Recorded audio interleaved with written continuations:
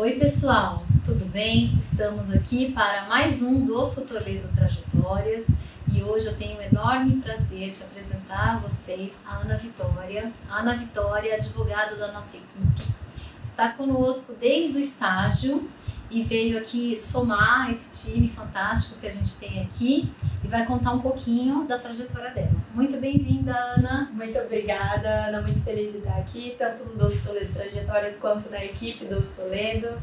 Muito bom trabalhar com vocês. E a gente quer saber um pouquinho de você, como é que você, qual foi o seu caminho até chegar à carreira, né, de advogada, de direito empresarial. Então conta um pouquinho onde você nasceu, como é que foi sua escolha pelo direito. Eu nasci em Uberlândia, sou mineira, e em 2012 eu mudei para São José do Rio Preto. Morei lá desde então, até vir para Ribeirão em 2022. Minha história com direito começa assim, desde que eu literalmente nasci, porque a minha mãe me teve muito nova e logo que eu nasci, ela foi aprovada em primeiro lugar em direito na UFO, direto do terceiro. Então, assim, acho que parte da minha admiração pelo direito é também um pouco da minha admiração por ela. Sua mãe, né? Exato. E então sempre tive muito contato em decorrência da família, assim. Mas nunca foi uma influência... Uma sugestão, exato. Nunca fiz direito porque ela me pediu. Não, foi mais uma questão de exemplo mesmo. E como a gente era muito próxima, acabávamos conversando sobre assuntos jurídicos, sendo que eu era pequenininha ainda. Assim, não tinha muita noção, ela gostar, sabe? né? E comenta com a filha. Exato. Eu acabei pegando um pouco de gosto. E aí, por um outro lado também, eu sempre fui uma pessoa de humanas, sempre gostei muito de história, geografia, redação, literatura. E assim, tudo que envolve defender um ponto de vista, então, a argumentação não para provar, mas para explicar o seu ponto, isso tudo sempre me atraiu bastante. E aí acho que dentre as opções que tinha, né, que temos aí jornalismo, direito, economia, administração, o direito foi o que mais me chamou a atenção, assim, mais brilhou os olhos. E aí também eu sinto que, um pouco por observar todo o suporte que o direito como uma carreira deu para minha mãe, que conseguiu segurar as pontas, a minha mãe desde sempre jovem. Exato. E resolveu, deu tudo certo, sabe? Óbvio que deve ter tido todo o pânico de agora, no começo, mas no final deu tudo certo. E eu via a carreira jurídica mesmo como uma carreira que acaba proporcionando muitas oportunidades. Acabei seguindo por um lado completamente oposto do dela, né? Que ela desde a graduação foi servidora pública, hoje é procuradora do estado de São Paulo, e eu tô aqui na advocacia privada, sem pensar em cargo público, mas enfim, acabou que... o direito ele abre realmente, assim, eu acredito que ele dá uma formação humana para quem tem interesse, né? Porque quem também quer só fazer a parte técnica também tem muitas técnicas, mas assim... A gente tem uma formação humana, uma formação assim, política, no sentido não de política partidária, mas política do funcionamento da política, Exato, a importância da construção do Estado Democrático de Direito. Sim, e de saber como as coisas funcionam. E qual o papel de cada instituição. E também um pouco assim, saber até onde a lei te ampara, saber o limite de cada direito, que eu acho que atualmente essa é uma discussão muito em alta, né? Sim. Por exemplo, o direito da liberdade, até onde vai o meu direito. Sim, que nenhum direito é absoluto. Nenhum direito é absoluto, nem direitos fundamentais são absolutos. Então, eu acho que essa base do direito, assim, ela é muito importante, ela é muito enriquecedora, eu acho a palavra. Mas enfim. E abre essas possibilidades. E eu sinto que uma coisa que é engraçada também no direito é que eu tive um contato muito recente com isso porque acabei de formar, né? Me formei no final de 2024. E eu sinto que tem um grande questionamento no final da sua formação, que e aí, você vai para a carreira pública ou você vai para a carreira privada? Que é um motivo de dúvida muito grande, né? Depois eu volto pra trajetória, mas eu acho... Pode fazer um parênteses aqui. Eu acho interessante que eu sempre, no começo da faculdade, eu pensava na carreira pública. E acabou que eu me encantei muito pela advocacia. E eu sinto que por mais que a estabilidade e tudo mais dos cargos públicos ofereçam, não sei se adrenalina é a palavra certa, mas a sensação de ganhar um processo na advocacia é muito rica. É muito, muito gostoso mesmo. Sim. Assim. A advocacia, assim, eu acredito que ela te dá bastante liberdade. Exato. Né? Porque a carreira pública é essencial. Os servidores públicos são essenciais para funcionar qualquer coisa no país. Sim, né? sem dúvidas. E a grande maioria é formada de pessoas sérias, dedicadas, né? Sim, que realmente, normalmente a gente vê os maus exemplos, né? Tomando destaque. É o que a mídia retrata melhor, né? Mas os não maus é exemplos. essa relação, né? Você tem familiares que trabalham, a gente olha a admiração que você tem pela sua mãe, não é à toa. E ela não é a única, porque tem outras pessoas assim. Na minha família também temos bastante servidores públicos dos mais diversos níveis, saúde, educação. São pessoas tanto quanto nós apaixonados. Exato. E assim, mas tem essa dinâmica da advocacia, porque o servidor público, ele, em alguns setores, ele tem mais liberdade, mas o advogado ele tem muita liberdade de pensamento, de atuação, de não fazer um caso com o qual você não concorde. Sim, exatamente. Né? Então a gente tem bastante, eu acho que esse é um charme da advocacia. É um charme, sem né? De você ser livre, é muito bonito o servidor que representa o país, por exemplo, você pensa um diplomata, né? Mas ele não pode falar muito a opinião dele. Exato. Tá ali representando o Estado.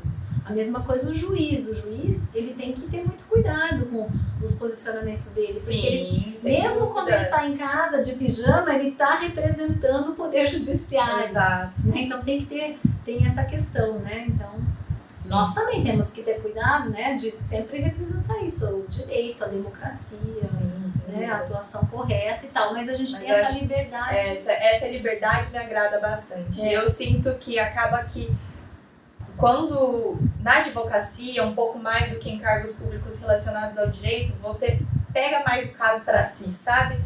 Tem essa questão da competitividade. De você ganhar. Isso, exatamente. E o que é legal na advocacia, né, é que a gente argumenta, você estava falando assim, de defender um ponto de vista, defender uma tese, com base na racionalidade. Exato. Não então, é na mentira, não é só na... A gente se apaixona, mas é na racionalidade, na interpretação da legislação, do fato em si. Uma das coisas que eu gosto muito, assim, que desde que eu comecei a fazer estágio no escritório de advocacia, eu acho muito legal, é quando a gente precisa desenvolver uma tese e aí você está pesquisando coisas a respeito, você acha exatamente o fundamento que você precisa para defender aquela tese. Essa sensação de encontrei, eu acho... Então, exato, eu acho muito gostoso. A doutrina, né? E às vezes uma coisa nova, né? Porque às vezes a gente consegue, por exemplo, a gente estava conversando sobre a questão de um dos processos que a gente tem aqui, do direito processual, que a gente faz aqui no escritório processual, principalmente a gente faz o processual do dia a dia, o comum, porque ele nos dá fundamento, inclusive, para atuar no processual estratégico, que a gente utiliza muito em recuperação judicial, em fusões e aquisições, em disputas societárias, né, que são processos mais complexos e que precisam da estratégia. Queria que você comentasse aquela questão lá das custas que vocês, que a nossa equipe conseguiu aí, né? Um processo muito interessante, era uma execução gigantesca e para entrar com a execução você precisa recolher custas iniciais, que são de 1,5%? 1,5% sobre o valor. O nosso cliente não tinha esse valor para desembolsar de uma vez, assim, só para começar a ação. Por mais que tivesse uma condição financeira boa, como a ação era muito alta, o valor a ser desembolsado de uma vez era muito grande. E aí, essa questão processual das custas, que no final nem tem tanto a ver com o direito em si do nosso cliente, que o direito dele de executar aquela quantia era indiscutível. Só que às vezes, por causa dessa questão processual, ele não conseguiria nem entrar com a ação. Não conseguiria ter o direito dele examinado. Exatamente. E aí, num recurso até pouco provável, que foi num embargo de declaração, de apelação, da nossa segunda tentativa de conseguir ou a justiça gratuita para ele não ter que pagar, ou o diferimento das custas, né, para ele poder pagar essas custas no final do processo, no momento que ele recebesse o crédito. Porque aí, de fato, ele recebeu o crédito, tudo bem. E aí ele pagaria. E a gente conseguiu o diferimento, então, e agora a execução tá correndo, enfim. E tudo então, isso só... assim, não que ele não a justiça gratuita, mas por uma questão processual, nós conseguimos que o juízo concordasse em aguardar a execução para que quando ele recebesse, ele pudesse pagar esse valor.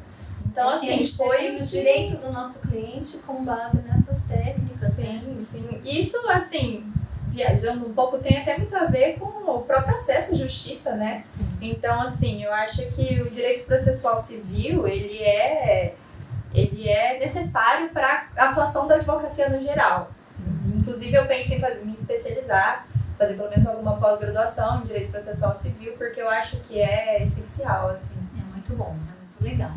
Mas aí você estava, então você na graduação, voltando para as trajetórias, você foi percebendo ao longo da faculdade que então você não iria para a carreira pública. Então, como é que foi isso? Eu entrei pensando que sim, que eu iria para a carreira pública. E, assim, eu entrei pensando que os meus planos do futuro seriam uma coisa que já saíram totalmente de cogitação. Eu queria ser promotora, queria mexer com direito penal. Acho que muito porque o senso comum do direito associa o direito ao direito penal, né? Sim. A gente vê filmes sobre... Exato, as cenas de júri, principalmente dos Estados Unidos. Então, assim, é tudo muito bonito, né? Emocionante.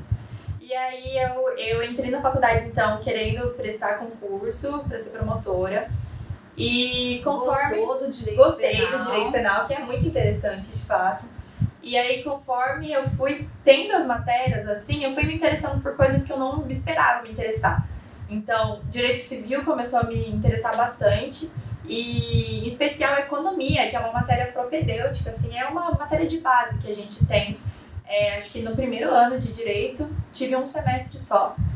E foi na pandemia, então todo aquele desânimo de, assim, tá tendo a faculdade em EAD, porque a gente passa no vestibular e fala, nossa, meu Deus, agora entrei na faculdade.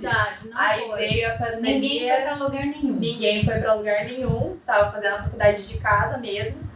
Mas, enfim, durante a pandemia tive, então, essa matéria de economia. E o professor passava uns 2 textos por semana, assim, pra gente fazer resenha sobre principalmente macroeconomia, essas questões assim de alocações de recurso e tudo mais, e de como realmente funciona, né? Lógico que era bem mais básico do que uma pessoa numa faculdade de economia vai ter, mas deu uma boa estrutura. E eu acabei percebendo que eu tinha muito interesse por essa parte econômica mesmo do direito.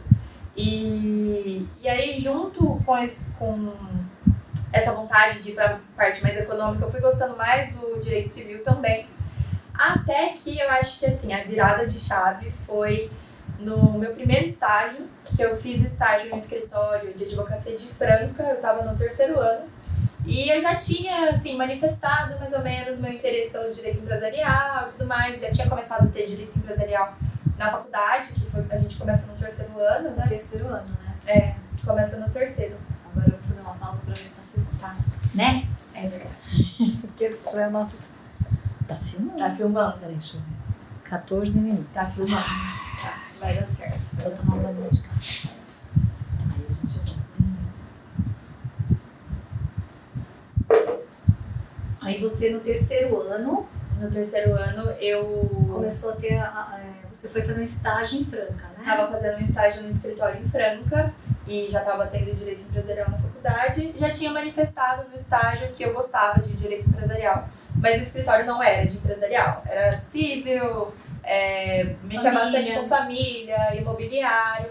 E aí um dos clientes do escritório, acho que de família, surgiu com uma demanda para a gente entrar com um processo de recuperação judicial. E a sócia do escritório me deu, assim, um voto de confiança enorme, que eu sou extremamente grata, porque mudou a guinada, assim, dos meus planos. Que ela falou, perguntou se eu gostaria de assumir esse projeto e tudo mais. E eu vi isso como um grande desafio, né? Porque a recuperação judicial ela é muito delicada, muito complexa. Muito complexa, não é simplesmente a recuperação.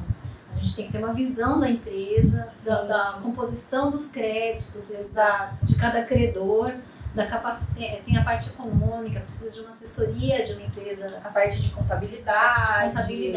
Também, para que a gente possa fazer um diagnóstico correto e orientar realmente se há recuperação ou se há alguma outra medida que o empresário precisa. Né? Exato. E assim, é muito importante que tenha um conhecimento específico na recuperação judicial, porque ela é delicada no sentido de ela pode ser o procedimento que vai fazer a sua atividade econômica voltar a ter viabilidade de fato e desestrangular as contas e fazer com que a atividade siga o rumo que deve seguir, mas ao mesmo tempo ela pode ser o caminho para uma falência.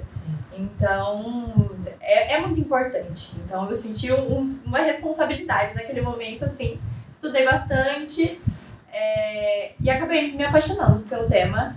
Deu certo, até onde eu acompanhei do processo deu tudo certo. E daí me surgiu a vontade de buscar algo mais relacionado, de fato, ao direito empresarial, à parte econômica do direito. Tive um pouco de contato também com o direito tributário, que eu gostei. Mas aí, então, saí desse meu estágio no escritório de Franca. Fiquei um tempo numa assessoria tributária, na verdade, uma auditoria tributária no Rio de Janeiro. Esse estágio era 100% home office. Eu gostei bastante, mas eu acabei ficando pouco tempo porque a parte do estágio em si era menos jurídica. Eu acabava tratando de coisas mais administrativas, então de alimentar sistemas, enfim, Mas também é interessante porque a gente vive também com base nesses serviços. Não, né? Então você sabe como você agrega, né, na formação. Como funciona, né? Exato. Mas aí, depois desse estágio, eu fui pro Mesquita Ribeiro, aqui em Ribeirão. Que é um excelente escritório. Um excelente escritório.